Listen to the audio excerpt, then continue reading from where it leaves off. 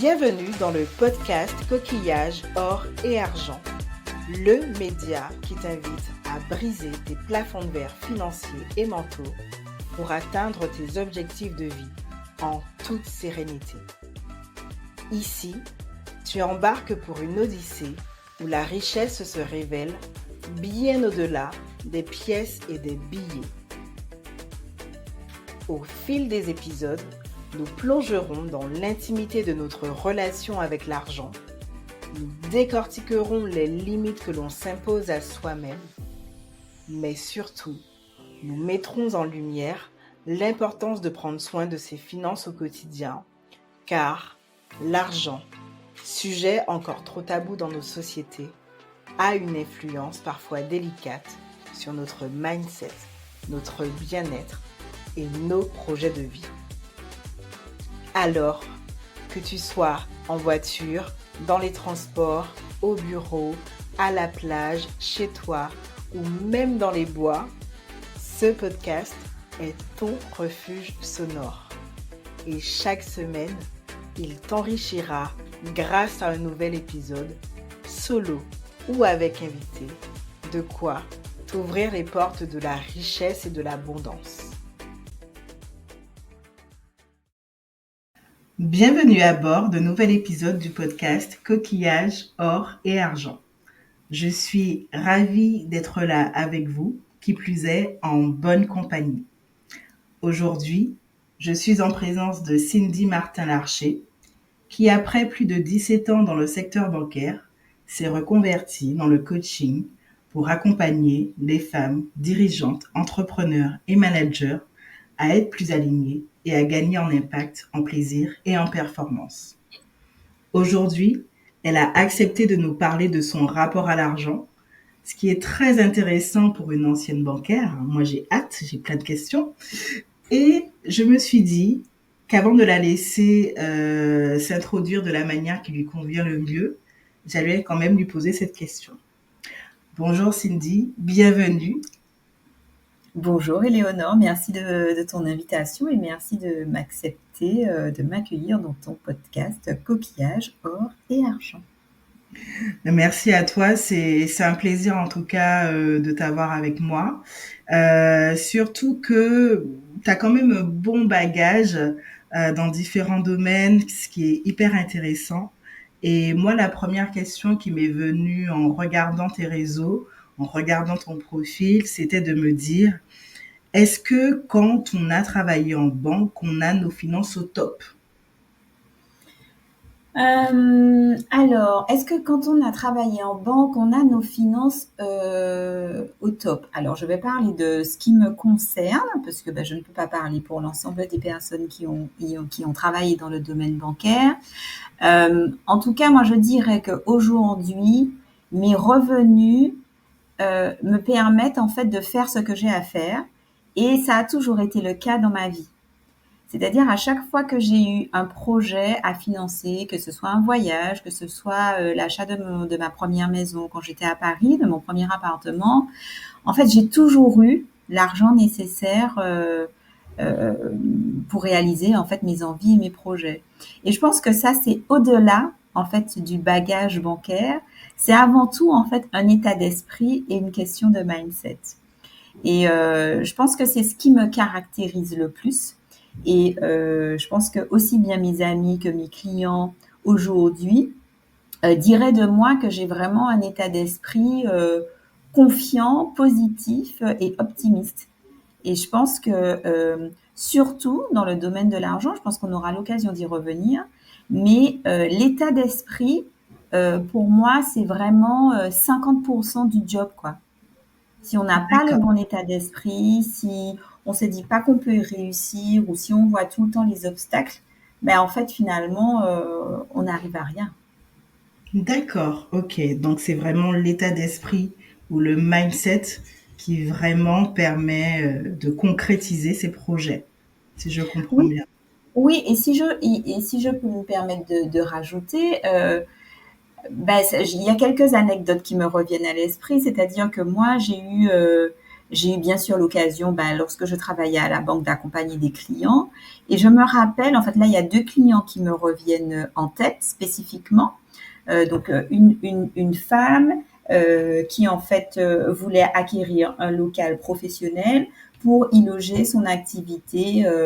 C'est une ancienne pharmacienne qui s'est reconvertie dans tout ce qui est bio, etc. Et donc, quand elle est venue me voir, en fait, elle était un petit peu hésitante dans le sens où elle se demandait si on allait bien vouloir et pouvoir la financer. Et en fait, moi, j'étais très confiante sur son dossier parce que ça tenait la route, elle avait l'expérience, elle était bien structurée. Donc, à la limite, j'avais plus confiance en elle, dans son projet, qu'elle n'avait dans le sien. Et ça aussi, je l'ai eu en fait avec un autre client qui, quand est venu me voir pour acheter sa résidence principale, en fait, c'est comme si j'étais la banque de la dernière chance. Et quand je lui ai dit, mais en fait, votre dossier, il va pas, c'est finger in the nose. Il m'a dit, mais est-ce que vous êtes sûre, Cindy? Je lui ai dit, mais je n'ai aucune hésitation. Et c'est vrai que je n'avais aucune hésitation parce que son dossier, c'est un dossier à défendre. Mhm. Ok, d'accord. Donc en fait, tu te portais un peu comme une ambassadrice de tes clients parce que tu savais, tu voyais les chiffres en quelque sorte qui te permettaient de défendre auprès de comités, direction, je ne sais pas comment ça se passe, les Oui, dossiers je de tes pense que clients. mais c'est le propre, c'est le rôle du conseiller bancaire, c'est d'être, j'ai envie de dire, le président d'une fan club de son client. Parce que quand on va Ok, défendre, enfin moi c'est ma vision des choses et c'est toujours comme ça que je l'ai ok. appréhendé parce que si je ne, lorsque je ne croyais pas en un dossier, je n'allais pas le présenter. Mhm. Ça, Mhm. c'était assez clair. Et donc à partir du moment où je présente un dossier, c'est que j'étais convaincue et que j'avais en fait, à mon niveau tous les arguments pour pouvoir le défendre. Donc en fait, c'est en ce sens que moi j'ai toujours considéré et que je considère aujourd'hui, et c'est comme ça que j'accompagne mes clients, que le banquier, ça doit être un partenaire. Ok, Ça je doit être prends un note. partenaire. Mhm. Voilà, parce que on doit co-construire cette relation avec son banquier. On doit effectivement maîtriser son... En fait, il faut l'embarquer dans son projet. Et donc, moi, c'est comme ça que j'agissais avec mes clients et ça s'est bien passé pendant 17 ans. D'ailleurs, aujourd'hui, je rencontre encore certains de mes clients. Donc, ils me remercient encore. Donc, en tout cas, pour moi, c'était la bonne Mhm. façon d'être employé de banque. Eh ben, j'aurais aimé t'avoir rencontré sur mon parcours quand j'avais besoin d'une banque parce que, alors, pas que de mon expérience, mais c'est vrai que la banque est quand même vue comme, on peut en avoir peur. On peut, c'est vraiment oui, non, c'est l'institution qui va mettre fin à nos rêves ou qui va donner vie à nos rêves. Et c'est vrai peut-être aussi qu'on n'arrive pas toujours bien préparé parce qu'on ne sait pas, on n'a pas les codes, on ne sait pas ce qui est important à présenter aux banquiers, en fait, aux conseillers. Et des fois, on ne sait pas, on pense juste que ben, on a un peu d'épargne et ça ira. Euh... et là, en fait, tu me dis que c'est important d'installer une relation de confiance avec son banquier. Donc, il ne faut pas non plus aller le voir que quand on en a besoin. Alors, c'est exactement ça. Et d'ailleurs, j'ai déjà eu pardon, l'occasion de communiquer en fait sur ces sujets sur mes réseaux. Et en fait, la relation que vous avez avec votre banquier, c'est comme la relation que vous avez dans un couple. Et donc, vous êtes responsable de 50% de la relation finalement. Donc oui, le banquier, cette institution qui fait peur parce qu'on ne connaît pas les codes et parce que d'une certaine façon, on a toujours placé le banquier ou le partenaire financier, quel qu'il soit finalement, au-dessus de nous, fait qu'on a une certaine appréhension. Euh, mais vraiment, le banquier est un partenaire, au même titre que l'expert comptable est un partenaire, que l'avocat est un partenaire et Mhm. que tous les experts dont un entrepreneur a besoin sont des partenaires.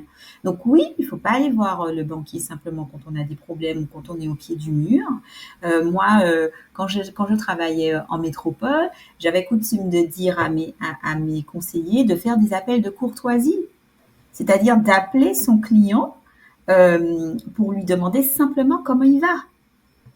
Et ça, ce Ah sont des oui, choses qu'on faisait. c'est bien, mais moi, les appels de courtoisie que j'ai eus, c'était des appels commerciaux. Ce ne sont pas des appels de courtoisie. J'ai dit des appels de courtoisie et il faut qu'ils soient vraiment des appels de Mhm, courtoisie. mhm, Euh, Tout simplement parce que, bon, bien sûr, hein, ça fait partie d'une stratégie commerciale, je ne vais pas le nier, puisque quand on est banquier, et c'est ça aussi qu'il faut que les gens comprennent, c'est qu'une banque, c'est une entreprise. Et une entreprise, elle est là pour gagner de l'argent. Donc la banque est là pour gagner de l'argent. Ce n'est pas une entreprise à but non lucratif. Et ça, c'est quelque chose qu'il faut comprendre et accepter. Donc pour revenir à ces appels de courtoisie, ben, c'est simplement demander au client ben, comment il va. Parce que finalement, c'est avant tout une relation humaine. Donc c'est vrai mhm. que ça surprend quand on n'a pas l'habitude et qu'on... moi, j'ai déjà eu des clients qui m'avaient dit à l'époque... euh, et en fait, vous avez quoi à me proposer? Ben, rien du tout. Je veux juste savoir comment vous allez, parce que ça fait longtemps que vous n'êtes pas passé en agence, ça fait longtemps qu'on ne vous a pas vu, est-ce que ça va, etc. Et en fait, là, finalement, le client, il se détend. Il comprend Mhm. qu'on s'intéresse vraiment à lui. Et, et c'est ça le rôle d'un banquier, c'est de s'intéresser à son client. Et lorsque son client a des besoins, ben, on y répond avec notre prestation de service qui est de l'accompagner pour un crédit, pour un placement, pour de l'assurance ou que sais-je. Mais c'est ça en fait le cheminement logique. Ok, ok. Ben moi, j'ai hâte du coup, de rencontrer à nouveau ces banquiers qui auront été formés par toi. Euh, Attention, il n'y a qu'une Cindy sur la planète, hein, je sais pas. c'est vrai. C'est vrai, c'est vrai, c'est vrai, c'est vrai. Mais bon, on dit tout ça. Mais Cindy, tu as fait 17 ans dans ce secteur-là, si j'ai les chiffres, hein, c'est bien C'est tout ça. à fait ça, c'est bien ça. Mais est-ce que tu as toujours voulu être dans la banque? En fait, on va faire un petit retour en arrière pour revenir un peu à l'enfance. Est-ce Mhm. que du coup, dans ta famille, on parlait d'argent? Est-ce que c'était un sujet tabou ou juste ou pas du tout? Qu'est-ce qui t'a donné envie de te lancer dans l'univers de la banque? Alors, je vais essayer de reprendre les choses dans l'ordre chronologique. En fait, dans ma famille, on ne parlait pas d'argent. Je suis issue d'une famille modeste parce que bah, ma grand-mère était femme de ménage, mon grand-père était maçon, ma mère est fonctionnaire. Et donc, effectivement, je dirais pas que l'argent était tabou, mais dans mon éducation, on a toujours eu les pensées suivantes, à savoir qu'il fallait travailler dur pour avoir de l'argent, que compte tenu de notre condition, on pouvait pas non plus s'attendre à grand-chose, qu'on était un peu des petits et que donc il fallait pas avoir trop d'ambition, etc. Donc c'était en tout cas ma famille nucléaire, c'était ça. Et puis dans mon parcours de vie, j'ai eu la chance en fait d'avoir un beau-père qui lui a apporté en fait une autre coloration en fait à l'argent. Donc mon beau-père est chef d'entreprise, donc déjà ça change de prisme. Et mon père, on n'est pas là pour mon beau-père, pardon, même on n'est pas là pour parler de sa relation à lui à l'argent, mais a toujours, en tout cas, j'ai toujours su que que si on voulait être bien, il fallait gagner beaucoup d'argent. Donc Mhm. ça, c'était clair. Et il a jamais eu peur en fait de le dire. Et voilà. Et bon, du coup, bah oui, j'ai eu une enfance très heureuse. Je n'ai jamais manqué de rien, etc. Et est-ce que la banque, en fait, je n'ai pas choisi volontairement la banque, mais je dirais que la banque est venue à moi. Ah, parce que les questions que tu me poses, bah, bien évidemment, quand j'ai fait ma propre analyse sur la relation à l'argent, je me suis rappelé, donc quand j'étais toute petite, je voulais être coiffeuse. Mhm. Mais après, j'ai voulu être, alors accrochez-vous, inspectrice des impôts. Oh, ah oui, c'est trop marrant parce que moi je voulais être inspectrice des finances. Donc oui, je voulais être inspectrice des impôts parce Pourquoi? que c'est vrai que dans ma personnalité, il y a ce Mhm, côté un peu des règles mhm, intègres.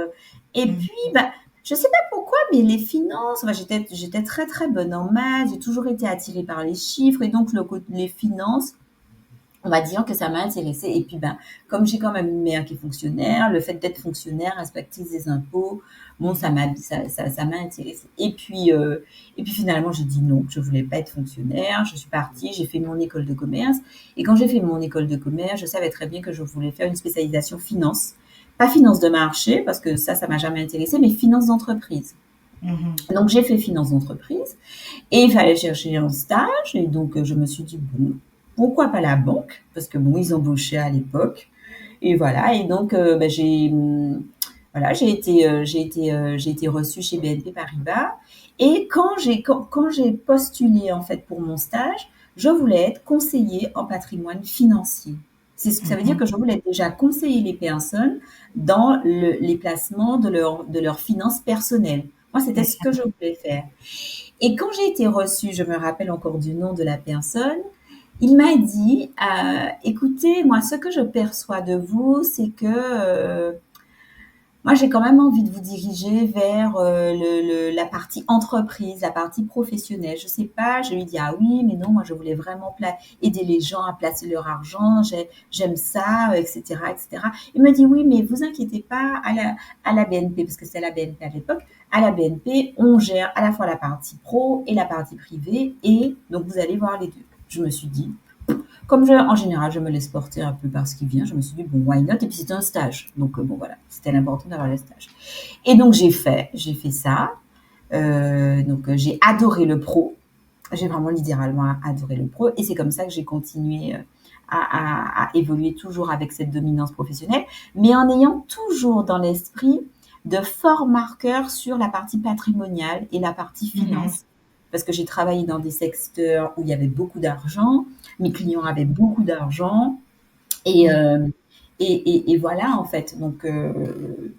Voilà un petit peu mon parcours. Est-ce que j'ai répondu à ta question d'ailleurs? Oui, mais du coup, ça m'emmène vers une autre question. Tu n'étais pas impressionné par les chiffres que tu voyais de tes clients? Pas du tout, Ok. pas du tout. Mm. Je n'ai jamais été, je n'ai jamais été impressionnée par les salaires de mes clients et je dirais même ni frustrée par rapport à Mhm. ce que moi je gagnais. Tu vois, Mhm. ça n'a jamais été, je n'ai jamais, au contraire, voilà, enfin, quand je travaillais à la BNP, je travaillais dans le 6e arrondissement, en face du jardin du Luxembourg. Euh, Mhm. Mhm. J'étais directrice d'agence de cette personne. Donc, tu vois ce que ça peut représenter Oui, pour oui, nous c'est très bien. des îles. Mhm. Voilà, donc moi j'étais hyper contente. J'avais des clients qui travaillaient au Sénat, j'ai été visiter le Mhm. Sénat, où j'avais des clients qui gagnaient 9 000 € par mois, qui avaient Mhm. des contrats d'assurance vie de plus de quelques millions d'euros. Enfin, vraiment, donc non, et ça ne m'a, c'est comme si en fait, tu vois, c'était juste des chiffres, en Mhm. fait. C'était juste des chiffres. Ok, Et on ok. a vraiment fait de super dossiers, on a financé de super appartements, de super locaux commerciaux, j'ai financé des pharmacies, enfin tu vois, Mhm. c'est super de pouvoir faire tout ça. Oui, parce qu'en fait, finalement, tu étais sur le projet. Ce qui compte, c'est permettre à la personne de réaliser son projet, de financer sa pharmacie, son appartement, etc. On en revient toujours à la même chose, en fait. Et c'est ça c'est ça la fonction de l'argent en fait. Et ça permet de revenir à son essence, c'est-à-dire l'argent et avant le troc permet d'acquérir quelque chose en vue d'un projet ou d'un besoin. Et en fait, finalement, que ce soit 1 million d'euros, que ce soit 400 000 €, 100 000 €, bah, le tout c'est de savoir, bah, ok, est-ce que c'est assez pour financer ce que tu as besoin et est-ce que tu as les moyens de le rembourser? Mhm, mhm, mhm. Et c'est Ok. assez basique comme travail, Mm. C'est vrai, finalement. c'est vrai, c'est vrai, c'est vrai. Et donc, du coup, est-ce que, bah, du coup, tu as fait ton parcours, tu es resté en banque pendant 17 ans. Est-ce qu'il y a des schémas quand même de familiaux qui sont revenus, que tu as répété parce que tu me disais travailler dur pour gagner de l'argent, c'était bien présent. Mais d'un côté, tu avais aussi l'exemple de ton beau-père qui, lui, était décomplexé vis-à-vis de ses ambitions. Ça me rappelle un livre d'ailleurs, Père riche, Père pauvre. Ouais, non, mais c'est ça, ça me rappelle un peu ça. Et est-ce que du coup, dans ton parcours en tant que manager de banque, en tant que directrice d'agence, est-ce que ça t'a impacté, toi, sur tes finances personnelles? Alors, non, honnêtement, hein, j'ai pas eu d'impact sur mes finances personnelles. Moi, je suis pas peut-être que ça pourra choquer, mais je suis pas une grande épargnante. C'est-à-dire que pour moi, épargner, ce n'est pas une nécessité. Et D'accord. en fait, non, vraiment, ce n'est pas une Pourquoi? nécessité. Pourquoi? Parce que pour moi, épargner, ça doit avoir un but. Et que Mhm. si je n'ai pas en fait de but pour épargner, ben, je vais pas le faire. Ça veut pas dire que je vais forcément dépenser tout mon argent, mais que je vais pas me dire: «Il faut épargner parce que c'est bien d'épargner». Moi ça ne me parle pas. Mhm. Alors Mhm. OK, il y a bien sûr qu'il faut se prémunir d'un certain nombre de choses, il faut pouvoir avoir les moyens de se retourner et cetera. Mais en fait, c'est pas comme ça que je vois les choses. Je me rends compte, hein, avec les années que j'ai un fonctionnement très atypique. Mhm. Heu, mais pour moi, voilà, je vais épargner parce que je dis n'importe quoi, je veux acheter ma résidence principale, je veux voyager dans 2 ans, et cetera et cetera.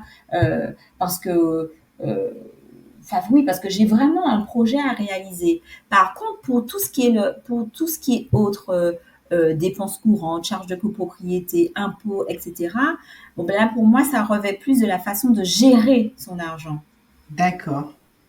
et pas de l'épargne. L'épargne et l'investissement, parce que c'est deux choses différentes, en tout cas pour moi, il doit avoir un but derrière, il doit avoir un objectif.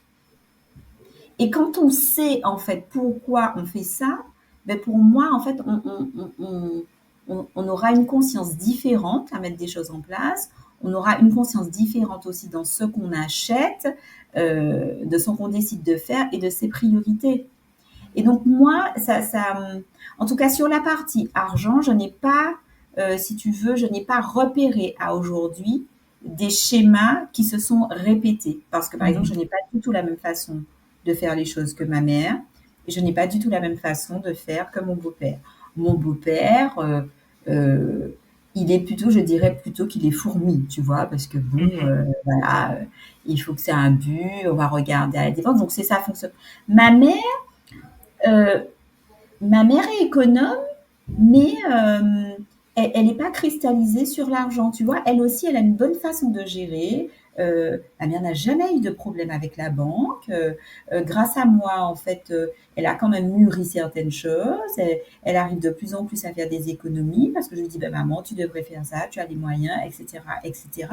Mais ça n'a jamais été quelque chose qui est sujet de frustration et de crispation. En revanche, là où j'ai repéré des, des, des répétitions, c'est que, en fait, pour moi, pendant longtemps, et là aujourd'hui j'en suis sortie, c'est que pour réussir, il fallait travailler dur.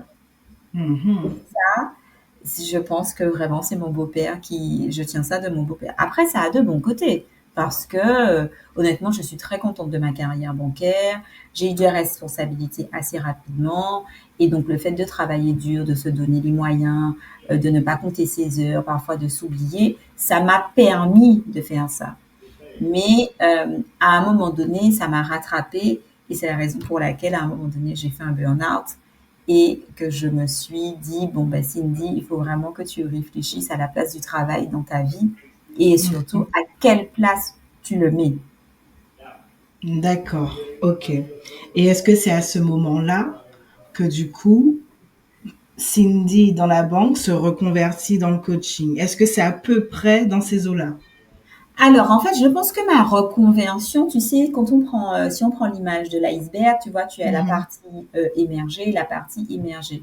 Et je pense que vraiment, il y a quelque chose qui a commencé à changer, dont je n'avais pas conscience sur le moment, c'est la naissance de mon fils.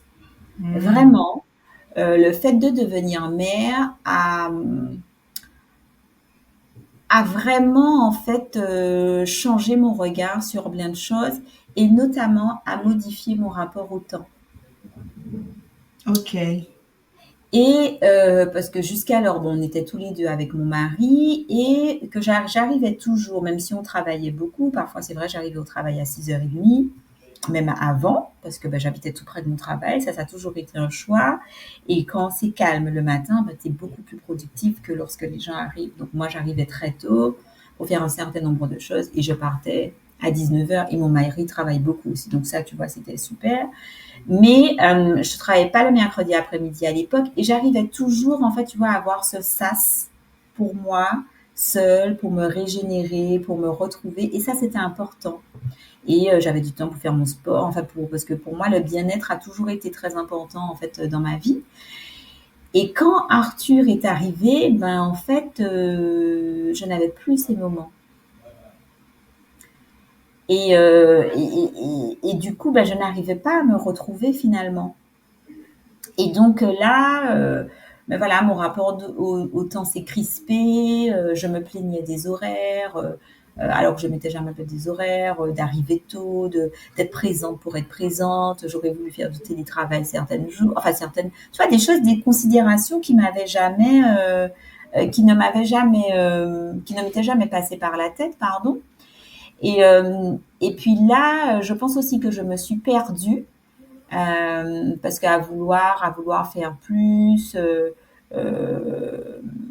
à vouloir faire plus, à être une très bonne mère, une très bonne épouse, une très bonne amie, un excellent manager qui réussissait, qui performait, parce que bon, ça, j'ai toujours été, ça aussi, je pense que je le tiens de mon beau-père. Ben, quand on fait des choses, on n'est pas dernier. Donc en fait, on est toujours parmi les premiers. Donc voilà, donc ça j'ai toujours gardé ça dans ma tête. Et en fait, ben, force est de constater qu'on est des êtres humains et on n'est pas des voitures, enfin des robots et qu'on a besoin de se ressourcer. Et à un moment donné, ben, je n'ai plus pu, je n'ai plus pu. Donc en fait, et ben voilà, donc ben, je me suis arrêtée 7 mois. Et pendant ces 7 mois, ben, je me suis donné l'opportunité et j'ai eu l'opportunité de prendre du recul par rapport à ma vie et par rapport à ce que je voulais faire aussi et puis par rapport euh, comment est-ce que je pourrais dire euh,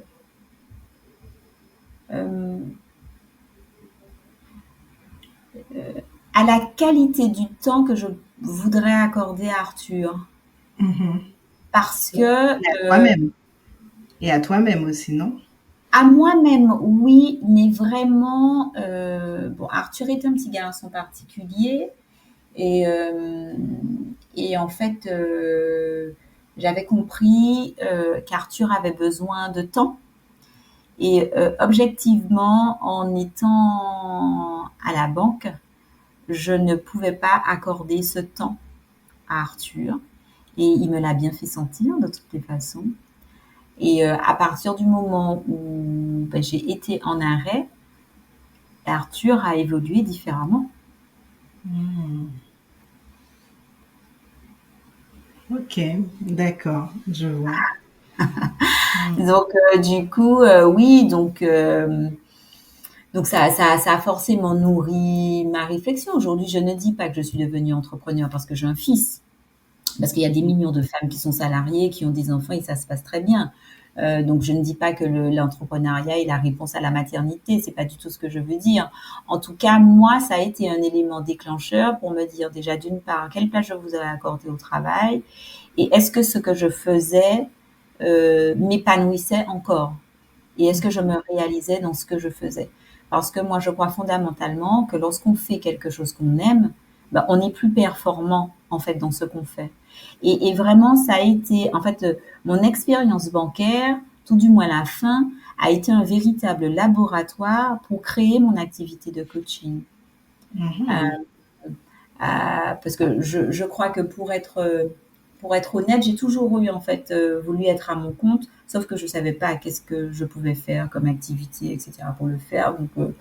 Donc voilà. Et puis ben, il y a eu cette opportunité et la question s'est posée de savoir est-ce que je reprenais mon activité à la Bred, est-ce que j'allais dans un autre établissement bancaire ou est-ce que je tentais en fait de faire autre chose. Et donc je pense que j'ai cette posture de coach dans ma vie de tous les jours. Donc c'est pour ça que je suis allée vers ça. Et quand il a fallu réfléchir à mon positionnement, sur quel type de clientèle j'allais me positionner, etc., je me suis demandé, mais moi, qu'est-ce qui m'a manqué au moment donné où je vivais une crise dans le secteur bancaire? Pourquoi est-ce que c'est arrivé et c'était quoi les marqueurs? Et en fait, je me suis rendu compte que je n'y trouvais plus de plaisir en fait dans ce que je Mhm. faisais. Et donc, Mhm. parce que vraiment, enfin, j'ai travaillé 17 ans dans le domaine bancaire et le jour où je me suis dit qu'il y avait un problème, c'est que déjà, j'avais la bulle au ventre. Je n'ai jamais eu ça de toute ma carrière pour me réveiller après des vacances pour y aller. Et quand je me suis posée sur ma chaise, j'ai pleuré toute la journée.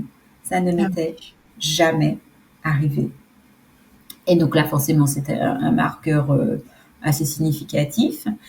Et je me suis dit, OK, donc moi, enfin en tout cas, la raison d'être vraiment d'Épicure, je me suis dit, ben moi, je veux faire en sorte que Épicure permette aux gens de réconcilier le travail et le plaisir. Parce que ce sont des notions qu'on a trop souvent dissociées, c'est-à-dire qu'il y a un moment pour travailler et il y a un moment pour se faire plaisir. Moi, ce n'est pas du tout ma conception des choses. Alors ça a bien sûr été euh, mais tu vois, là, je parle avec toi. Mon père, il travaillait beaucoup, mais il travaillait toujours dans l'idée de se faire plaisir. Mhm. C'est-à-dire, c'est pas travailler, pour engranger des sous et pour voilà. Non, c'est parce que bon, lui, son plaisir, c'est la nourriture. Donc, comme lui, il adore manger, donc tu vois, c'est ça. Mhm. Mais quand bien même, il y avait vraiment cette idée de profiter de la vie et de se faire Mhm. du bien et voilà, parce que bon, la vie est courte. Et je me suis dit, bah, qu'est-ce qui peut permettre aux gens euh, de concilier en fait ces deux notions parce que c'est possible. Et on n'est pas obligé forcément d'avoir des travails passion pour se dire, bon, ben, je kiffe mon travail. C'est pas tout le monde n'a pas la chance d'avoir un travail passion. Et en fait, euh, je me suis dit que la meilleure façon, selon moi, donc c'est vraiment une analyse et une conviction personnelle, c'est que la meilleure façon de réconcilier le travail et le plaisir, c'est de mieux se connaître. Et donc, Mhm. moi, je vais choisir d'accompagner les dirigeants, les managers et les chefs d'entreprise, parce que c'est une clientèle que j'aime bien, donc ça, c'est assez égoïste, euh, à mieux se connaître pour qu'ils puissent, en fait, enfin, à mieux être pour mieux faire. Mhm. C'était vraiment, ça a été ma ligne conductrice, mon fil rouge, et je pense que ça le sera de toutes les Mhm. façons pendant un bon moment, puisqu'on ne sait pas de quoi demain sera fait. Mais je crois fondamentalement que lorsqu'on fait le choix de prendre du temps, d'investir sur soi, de se connaître, de s'accepter tel qu'on est, de se poser les questions de pourquoi on fait ça, pourquoi on choisit telle activité, pourquoi on décide d'être là, etc., etc., ben, forcément, on va poser des actions qui sont en accord avec la personne qu'on sera. Et on va prendre la responsabilité de sa vie.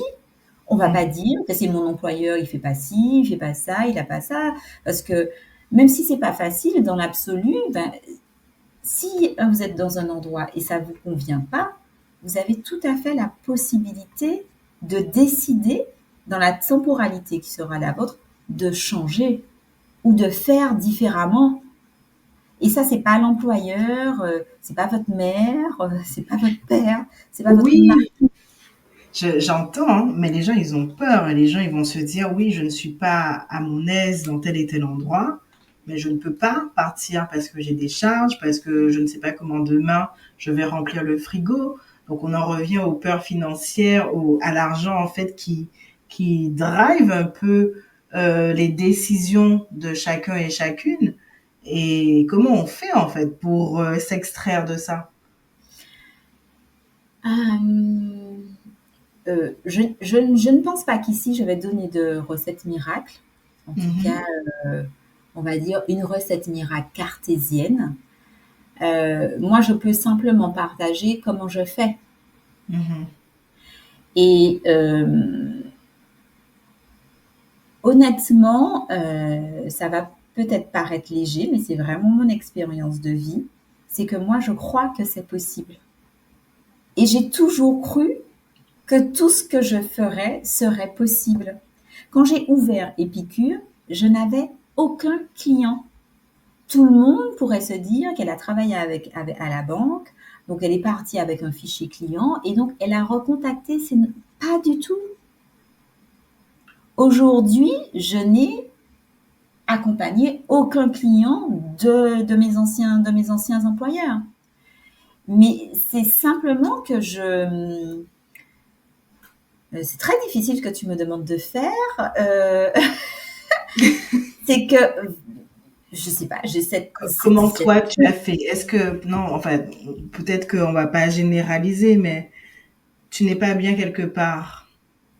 Tout le monde a le choix de partir, hein. On n'est pas des arbres, on n'est pas enracinés, on peut oui, oui, bouger. oui. Mais tu as cette peur de demain, il faut quand même que je nourrisse mes enfants, il faut quand même que je paye mon loyer.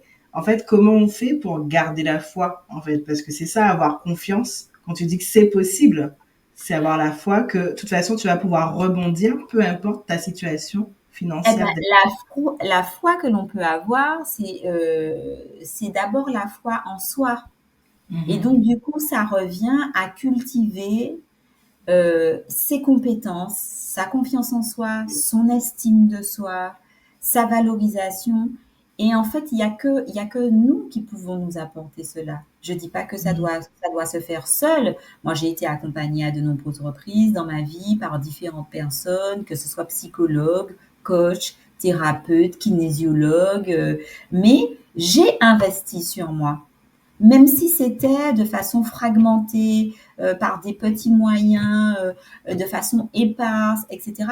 J'ai depuis, je pense, depuis que je suis rentrée en Martinique, parce que j'ai pas toujours été comme ça, donc depuis 2011, peut-être 2010, donc ça fait 14 ans maintenant, j'investis sur moi. Je fais des stages de développement personnel, je fais de la méditation de pleine conscience, je médite, etc. Et donc, euh, je pense que tout ça, en fait, me permet de me renforcer, de ne pas être forcément perméable au bruit extérieur, etc. Ça ne veut pas dire que je vis pas de galère, hein. Ça ne veut pas dire que je ne vis pas de galère, que j'ai pas de doute, qu'à certains moments, ben, dans mes budgets, j'ai pas été serrée, etc. Mais j'ai vraiment cette assurance que quel que soit ce qui va en fait m'arriver, je vais rebondir et je vais me relever. Je ne sais pas comment, je ne sais pas par quel moyen. C'est comme quand j'ai ouvert mon cabinet, je me suis dit, ben oui, j'ai pas de clients, mais je vais y arriver. Et au pire, si ça n'avait pas fonctionné, ben j'aurais été faire ce que j'ai toujours fait depuis 17 ans. J'aurais été repostulée, en fait, dans une banque. Et je suis sûre que j'aurais été recrutée. Mhm. Ok, d'accord, je vois. Donc du coup maintenant, tu es coach et chef d'entreprise, hein, parce qu'il faut le rappeler qu'il y a quand même au moins un minimum de casquettes. Euh, Comment ça se passe en fait? Là, toi, tu as décidé d'être focus vraiment sur les femmes. Tu as donné ta cible, qu'elle soit dirigeante, entrepreneur ou manager. Et c'est OK d'être égoïste aussi. Il faut faire ce qui te fait plaisir avant tout. C'est ça. Et aujourd'hui, comment tu arrives à leur permettre de réconcilier plaisir et travail sans rentrer dans ta recette miracle, on est d'accord, hein. Enfin, Mhm. pardon, pas recette miracle, mais dans ta méthode, en tout cas personnelle. On n'est pas là pour, encore une fois, comme j'aime dire, on pourra toujours donner des conseils quand on est coach, mais il vaut mieux se faire accompagner si on veut vraiment voir une transformation. C'est Donc, clair. comment ça se passe en fait aujourd'hui? Qu'est-ce que tu proposes et comment l'argent, la relation à l'argent, tu la travailles avec tes clients ou tes clientes? Alors, donc moi, j'accompagne mes clientes en fait sur 3 volets, le mindset, le temps et les finances. Et donc la partie finance sur 3, enfin sur 2 aspects. Donc la relation à l'argent, donc la partie psychologique de l'argent avec effectivement, un outil qu'on connaît bien toutes les 2, le money profile. Donc qui est un outil de diagnostic, d'analyse qui permet vraiment en fait de passer au crible notre relation personnelle à l'argent pour voir et afin de voir les conséquences dans le développement business de la personne. Et la deuxième partie, c'est plus, on va dire, un consulting, Mhm. puisqu'une fois que j'aurai travaillé avec mes clientes, c'est-à-dire sur leur état d'esprit, sur leurs croyances limitantes, sur leurs projets, leur objectif, leur organisation, ben maintenant, à mon sens, on est armé pour pouvoir développer une relation de partenariat avec son banquier, avoir une autre relation, par exemple, avec son expert comptable, c'est-à-dire avoir une relation beaucoup moins descendante, c'est-à-dire prendre le lead et être beaucoup plus proactif. Par exemple, ben moi, dans 2 ans, je veux faire ça. Il faut qu'on travaille sur ça. Il faut qu'on regarde les niveaux de marge, etc., etc. En fait, si tu veux, euh, c'est une façon, donc cette deuxième partie plus de consulting, c'est d'apporter mon expertise en tant qu'ancienne banquière pour permettre à mes clientes, parce que les femmes, ben, il y a des statistiques qui le disent, hein, elles ont plus enfin, il se dit qu'elles ont plus de mal à lever de fonds, qu'elles arrivent moins à avoir des crédits, mais par exemple, ça, ce n'est pas ma conviction. Parce que moi, ce n'est pas mon expérience avec mes clientes dans le domaine bancaire. Donc, Mhm. qu'on soit un homme ou une femme, pour moi, ça n'a aucune importance. À partir du moment où on connaît son projet, on connaît ses chiffres et on saura s'adresser à un partenaire financier. Et moi, c'est ce que j'apporte en fait à mes clientes. On va pas pitcher leur truc, je suis pas là pour ça, mais à partir du moment où j'ai travaillé avec elles, euh, elles savent comment écrire à leur banquier, elles savent comment demander quelque chose à leur banquier, elles ont confiance en elles et ça se passe bien. Mhm. Ok, je vois. C'est super intéressant puisque ça permet d'apporter quelque chose de plus pragmatique à la relation à l'argent qui peut être vu parfois comme un peu perché. Enfin, Oui, un peu théorique. oui, oui, Euh, voilà, tu sais, les croyances limitantes. oui, voilà. Quand tu rapportes ça de le concret, ben c'est pas forcément évident. Mais si on prend par exemple si on essaie de concrétiser une croyance limitante par rapport à la banque, euh, bah, on pourrait se dire, tu vois, par exemple, quand on a commencé à parler tout à l'heure, tu as dit la banque, cette institution qui a le pouvoir de vous rendre heureux ou de vous rendre malheureux. Je ne sais pas si tu te Oui. rappelles, tu l'as dit. Et en fait, ça, typiquement, ça, c'est une croyance limitante. Mhm, Tu mhm, vois, ça, mhm. c'est une croyance limitante. Et alors, si on se dit que, par exemple, le banquier, euh, euh, je sais pas, on le met en position haute, je ne saurais pas comment formuler la croyance limitante, à quoi ça pourrait ressembler. Euh, c'est le banquier qui décide. On va dire ça, que ça, c'est une croyance limitante, c'est le banquier qui décide. Donc, dans cet accompagnement, enfin, au détour de cet accompagnement, sans forcément faire une séance sur ça, mais si effectivement la cliente, elle a conscientisé ses capacités, ses compétences, son savoir-faire, son expertise, qu'elle sait exactement où elle veut aller, donc elle a son business plan, elle a compris ce que ça voulait dire son business plan, elle va pas dire à son banquier, c'est mon comptable qui a fait, je vous donne son numéro de téléphone, appelez-le, les chiffres, c'est pas moi, non, ça c'est pas possible, on fait pas ça. Et donc du coup, elle dit exactement, elle sait son projet de développement, elle veut faire ci, elle veut faire ça. Elle dit, bon, ben voilà, j'ai besoin de tant d'euros, j'ai un apport de temps. Je sais que là, c'est sur 6 ans, c'est sur 12 ans. Donc, moi, là, j'ai déposé mon dossier dans une autre banque. Ça change le rapport avec le banquier. À Mhm. l'inverse de quelqu'un qui dirait, oui, bon, ben voilà, je voudrais acheter un local professionnel, mais bon, je sais pas trop. Est-ce que vous pensez que vous allez pouvoir me prêter? Là, le banquier, enfin, je dis le banquier, mais la personne en face a la possibilité, inconsciemment, de prendre l'ascendant sur vous. Mhm. Et en fait, tout est une question, comme on dirait en anglais, tout est une question d'attitude et Mhm. donc de Mhm. mindset. Mhm. Mais donc de mindset construit, réfléchi et avec vraiment, on sait de quoi on parle et on sait pourquoi on a besoin de ces 100 000 euros. Mhm. Ok, je vois. C'est super intéressant. C'est vrai que c'est indispensable de se dire hein, qu'on ne va pas pitcher, en tout cas son projet, comme on va acheter une baguette de pain. En fait, tout simplement, il faut qu'on sache à l'avance, il faut qu'on soit préparé et on peut se faire accompagner pour ça. On peut faire la paix avec les chiffres aussi, puisque parfois on peut avoir peur de ces Ben oui, chiffres. parce que souvent on se dit, moi, les chiffres, c'est pas pour moi. Ok, les chiffres, c'est pas pour toi. Mhm. Sauf que quand tu es chef d'entreprise, tu es gestionnaire. Et donc, ça veut dire Mhm. que même si tu ne sais pas c'est quoi un cash flow, même si tu ne sais pas c'est quoi la capacité d'autofinancement, je dis n'importe quoi, même si tu ne sais pas les provisions, ok, Mhm. on n'est pas obligé d'être spécialiste de tout. Mais par contre, il y a des grandes masses que tu dois pouvoir maîtriser. Ton chiffre d'affaires, ton bénéfice, ta marge, tes disponibilités, tes dettes fournisseurs, tes créances, ça c'est des notions importantes pour un banquier. Tes capitaux propres, enfin voilà, il y a des choses que tu dois, même si tu ne les maîtrises pas, mais tu dois savoir comment qu'est-ce qui va se passer demain?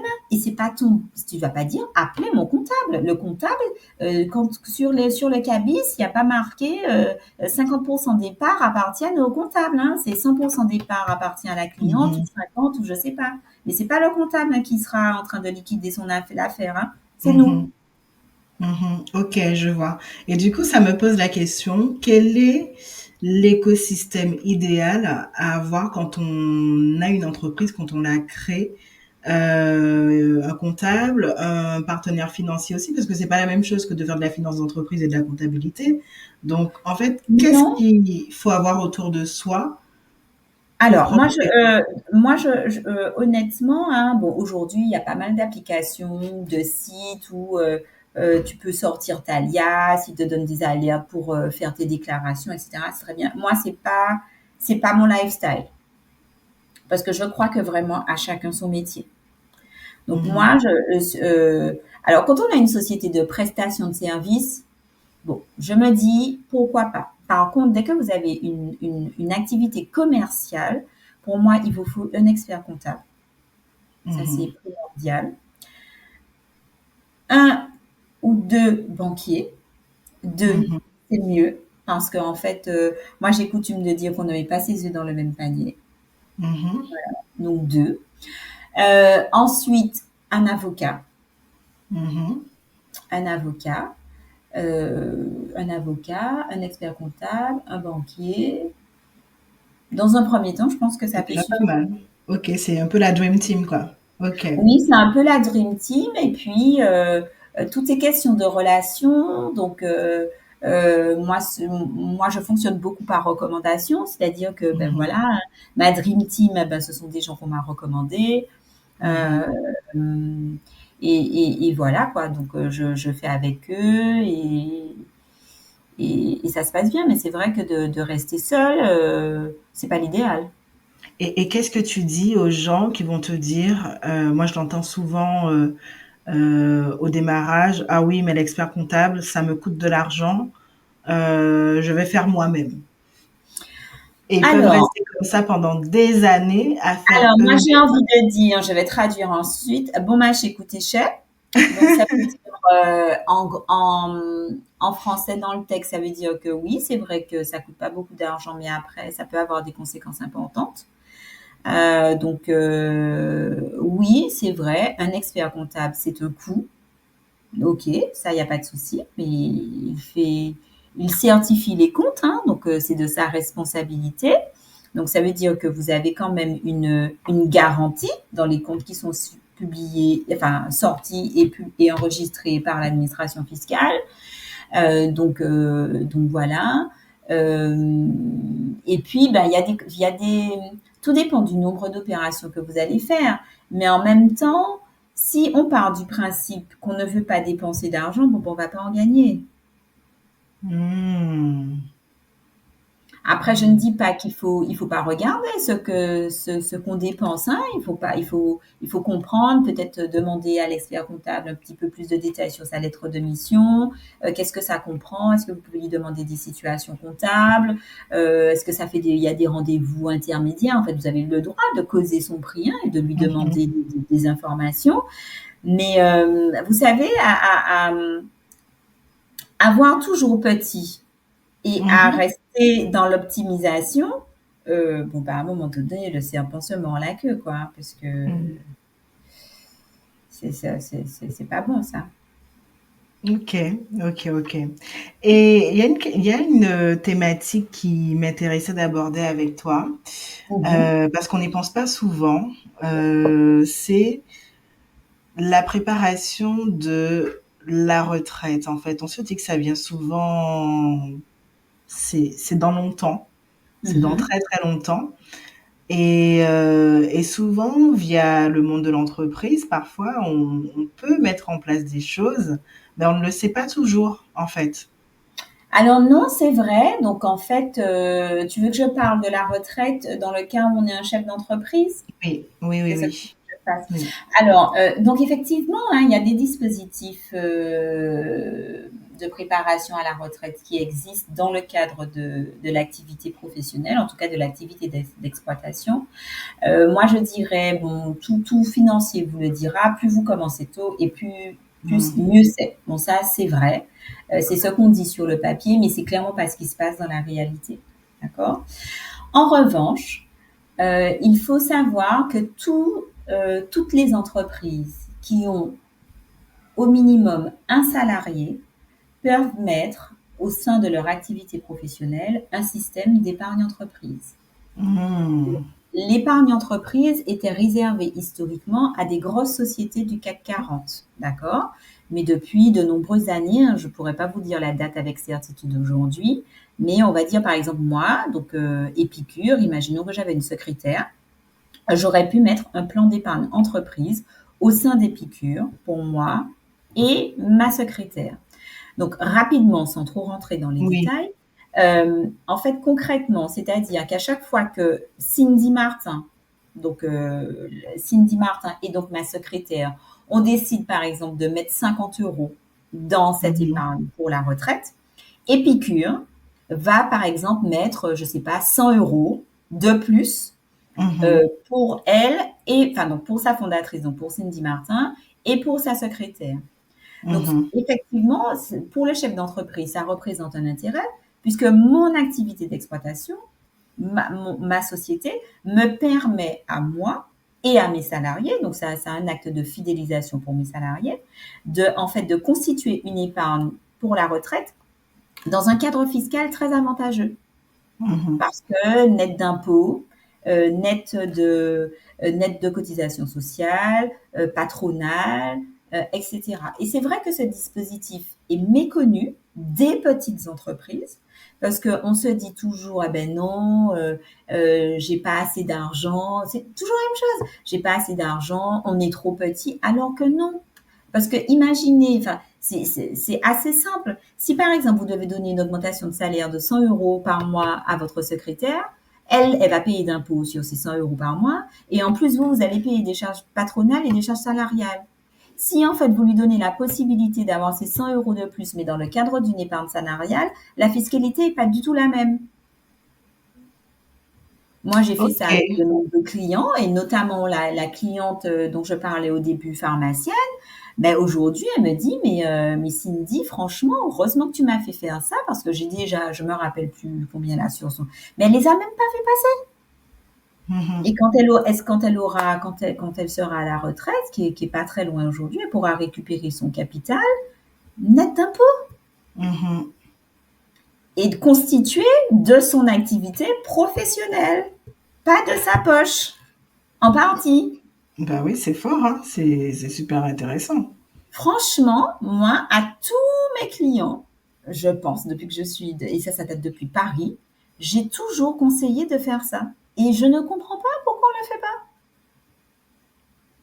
Parce qu'on le sait pas, peut-être que moi je pense qu'on le sait pas et il y a Alors un oui, gros on ne le problème. sait pas. Ouais. On ne le sait pas, mais dès que tu le sais, Ah, mmh. et je pense elle Mmh. doit pas mettre, et sa salariée aussi, mais et sa salariée sera hyper contente Mmh. quand elle va Mmh. partir. Et sachant qu'il y a des cas de déblocage anticipé en plus. Le mariage, l'agrandissement de l'achat ou l'agrandissement de sa résidence principale, Mmh. la naissance de son troisième enfant. Donc ça, vous avez tout intérêt à le faire au début. Donc si par Mmh. exemple, bon, je vais pas conseiller ça de faire ça dans les 2 premières années de l'activité, mais quand on Mmh. sait que après 3 ans et demi, 4 ans, on a quand même acquis une certaine stabilité, qu'on a peut-être une équipe qui est stable et qu'on veut fidéliser cette équipe et qu'on a envie, en fait, et que la trésorerie le permet, bah, on met en place un plan d'épargne d'entreprise dans la société. Ceux qui veulent le font, ceux qui ne veulent pas le font pas parce que c'est sur la base du volontariat. Mais en tout cas, c'est en Mmh. place au niveau de la société. Et si moi, chef d'entreprise, j'ai les moyens de faire et que mes salariés ne veulent pas faire, ben c'est pas grave, je peux faire quand même. Mmh. Mmh. OK, c'est super intéressant. Super, Ah non, super intéressant. l'épargne salariale, pour moi, c'est l'un des meilleurs dispositifs à mettre en place dans son activité professionnelle. Mmh. Mmh. Et moi, j'en ai proposé OK. plein dans ma carrière. Donc, j'adore cet outil de toute façon. Mmh. OK, OK.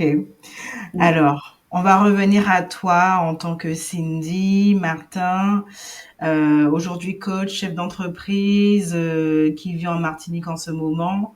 Est-ce qu'aujourd'hui tu gagnes plus d'argent que le milieu dans lequel tu as grandi? Alors aujourd'hui, en valeur absolue, non. Mhm, Parce que en fait aujourd'hui, ça va faire 2 ans et demi que j'ai monté Épicure. mhm, Donc c'est la première année de mon activité où je me prends un salaire, donc depuis janvier mhm, 2024. Donc aujourd'hui, en valeur absolue, non. Ceci étant dit, on va dire en valeur relative, j'ai le sentiment que oui, parce que je fais plus de choses. mhm, mhm, Je fais plus de choses euh, parce que de par mon activité professionnelle, et c'est ça qu'il faut comprendre aussi lorsque vous êtes chef d'entreprise, c'est que et que vous avez une structure, vous avez des leviers financiers que vous n'avez pas lorsque vous êtes salarié. Quand vous êtes d'accord. salarié, ben, votre salaire, il est de 2 000 € et vous ne toucherez que jamais que 2 000 €.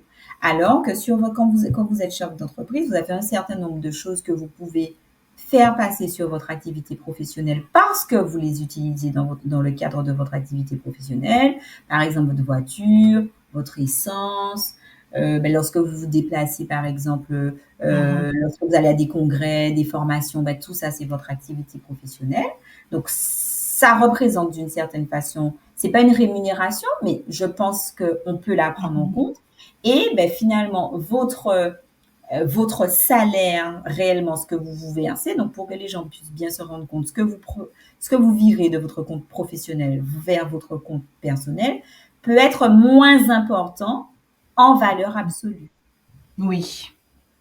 Et c'est pas grave parce que ça ne revient qu'à toi parce que toutes les autres dépenses ont été prises en compte par l'entreprise au final. Alors, je vais quand même repréciser parce qu'après, ça Mhm. pourrait s'apparenter à, Oui, à de l'ABS, hein, n'est-ce pas? oui, de l'ABS, oui, c'est vrai. Voilà, Abus de biens sociaux pour celles et ceux voilà. qui ne savent pas. Voilà, mais non, mais en fait, toutes les dépenses afférentes, que vous utilisez pour votre activité Oui, professionnelle.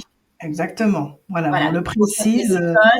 votre Mhm, téléphone, parce que bah, c'est votre outil de travail, votre ordinateur, c'est votre outil de mhm, travail. Donc voilà. Et après, vraiment, vous avez la capacité de vous, de vous verser un salaire qui est plus en adéquation, pardon, avec vos dépenses et vos projets personnels. Mhm. En effet, c'est vrai, ça offre beaucoup plus de leviers. Non, c'est vrai. Et c'est bien de préciser que l'argent de l'entreprise, ce n'est pas notre argent. Ça, c'est Ah aussi oui, hyper au même important. titre, ben oui, si vous avez créé Mhm. une personne morale, la personne morale a une identité différente de la personne physique. Mhm. Mhm. Donc la personne morale, c'est la société. Vous êtes effectivement, on va dire, c'est comme si vous étiez un consultant pour, Mhm. donc si je prends mon exemple, donc il y a Épicure. Moi, Cindy Larcher apporte ses compétences au développement d'Épicure. Mais Cindy Mhm. n'est pas Épicure.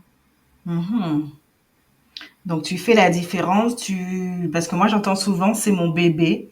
Ça c'est quelque chose que j'entends beaucoup chez les chefs d'entreprise ou les entrepreneurs. Et il y a une fusion rapport existentialiste à l'entreprise, ce qui peut être grave, surtout si ça ne marche pas. Du coup. Oui, alors ça c'est très important ce que tu amènes. En fait, effectivement, surtout quand on est solopreneur et Mhm. encore plus, je dirais, quand on est dans les métiers d'accompagnement.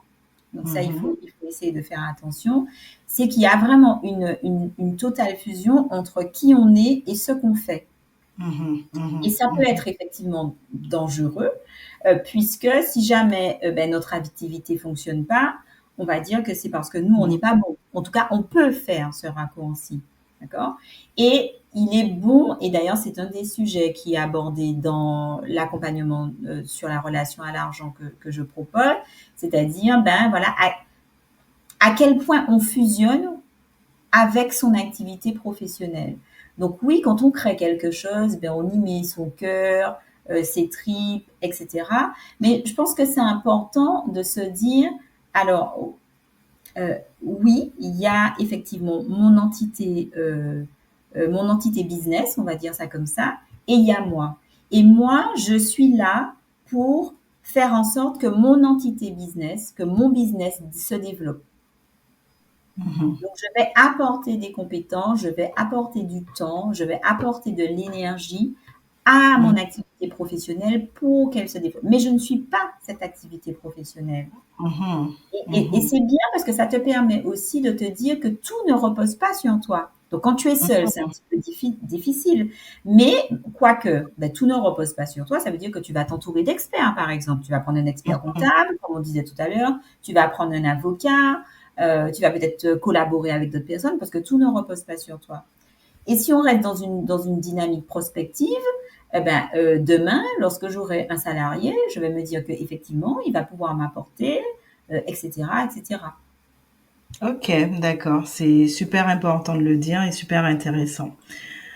Bon, Cindy, la discussion est on est en train d'aller sur la fin, même si j'aimerais bien rester plus longtemps. Peut-être du off à côté. Mais voilà, j'ai trois questions à te poser. Alors, Dis-moi. avant que je te les pose, est-ce qu'il y a un sujet que tu aurais aimé aborder dans ce podcast où tu penses que tu as dit tout ce que tu avais à Non, dire?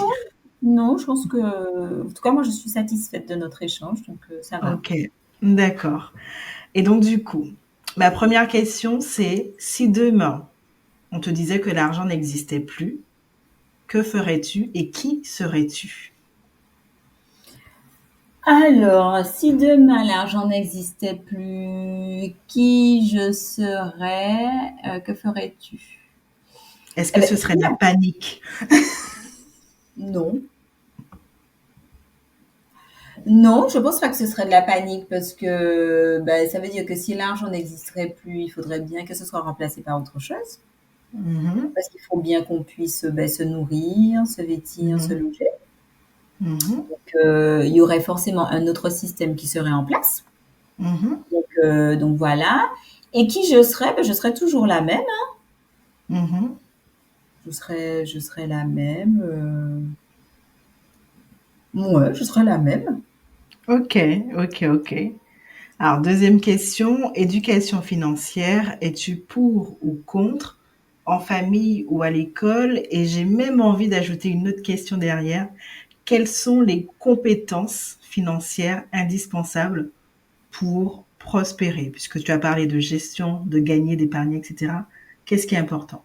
Alors, moi, je pense que l'éducation financière fondamentale, déjà, ça manque cruellement en France, mais encore plus aux Antilles, puisque ben, je suis martiniquaise, donc je trouve que ça, c'est fondamental. À l'école, moi, je pense que dès, par exemple, la troisième, on pourrait déjà commencer à instaurer ça à l'école. D'ailleurs, ça faisait partie d'un de mes projets que j'ai abandonné pour l'instant. Et puis, je pense que les parents aussi ont un rôle à jouer dans l'éducation financière de leur enfant, avec par exemple l'argent de poche, la tirelire. Enfin, il y a plusieurs petites choses. Et puis aussi euh, ce, ce en fait, montrer à l'enfant que tout n'est pas acquis, qu'en fait que pour Mhm. avoir quelque chose, ben, il faut se donner les moyens, par exemple. Bon, alors c'est un peu poussé, mais je me rappelle d'une anecdote. Je sais pas, mon fils voulait quelque chose qui coûtait 100 euros et mon mari lui a dit, bon ben écoute Arthur, si tu veux 100 euros, il te suffit de faire 50 dessins que tu vends à 2 euros et tu Excellent. auras des 100 euros. Et donc pendant, bon, il a un peu oublié maintenant, mais pendant, je pense que pendant une semaine, il a fait des dessins avec 2 euros. Il a 5 ans. C'est génial, c'est un bel apprentissage, c'est excellent, j'adore. Donc voilà. Et donc tu me demandais aussi quelles sont les compétences. Ben, en fait, les compétences ce sont déjà pour moi, hein, dans un premier temps, ce sont des compétences de gestion, c'est-à-dire savoir faire un budget. Ça, Mhm. c'est fondamental. Donc ça s'apprend ben, avec les parents. Peut-être que ça peut s'apprendre à l'école hein, aussi, hein, parce que Mhm. ben, quand vous recevez votre premier salaire et que vous n'avez jamais appris à gérer, ça peut être un peu difficile. Donc ça, c'est la première chose. La deuxième chose, c'est peut-être aussi l'épargne. Mhm. Voilà, quels sont les différents types d'épargne? Épargne court terme, moyen terme, long terme. Pour moi, j'ai envie de dire, c'est la base. Et après, ben, si on a envie d'aller plus loin, ben, se renseigner sur les placements un petit peu plus risqués. Mais ce que je voudrais dire, là, ici, puisqu'on parle d'éducation financière, c'est que l'épargne, c'est un tour, enfin, ça nécessite un certain nombre de temps. Mhm. Et si on veut gagner beaucoup d'argent, si on veut gagner de l'argent rapidement, ça suppose qu'on prenne du risque. Et ça, c'est important de le dire parce que l'argent facile, ça n'existe nulle part sur la planète. Vous aurez toujours une part de risque à prendre. Ok, d'accord. Ok, ok. Est-ce que j'ai répondu à ta question? Ah oui, tu as répondu à mes questions. D'accord. Et la dernière question, quels sont tes projets futurs et où est-ce qu'on peut te retrouver? Alors, mes projets futurs, alors il y en a, est-ce que je peux le dire? Alors, T'es pas obligé, hein, mais alors oui, j'ai un projet futur qui me tient à cœur, mais je ne vais pas en parler ici, mais en tout cas, il est bien dans ma tête et il a horizon 5 mhm. ans. Ok. Euh, voilà, donc ça je pense que c'est ce qui occupe 90% de mes pensées. Et ensuite, un autre projet, ce serait vraiment de devenir, c'est pas de devenir, mais c'est d'être un petit peu plus investisseuse. Parce que j'ai les Hmm. connaissances, aujourd'hui j'ai les moyens, euh, et en fait, ouais, j'aimerais vraiment oui, développer cette partie-là et bah, le faire avec en couple.